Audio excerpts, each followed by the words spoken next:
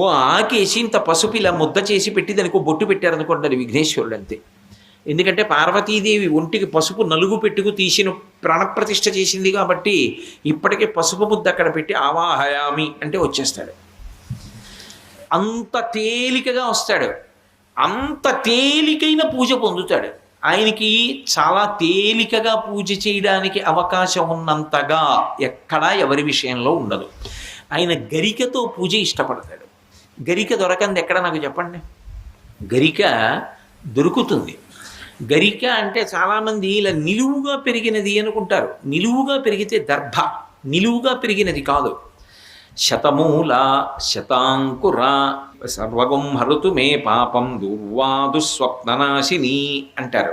దుర్వాంకురములు అంటారు. ఏ గరికతో పూజ చెయ్యాలి అంటే నేల మీద పాకుతుంది గరిక. చూడండి,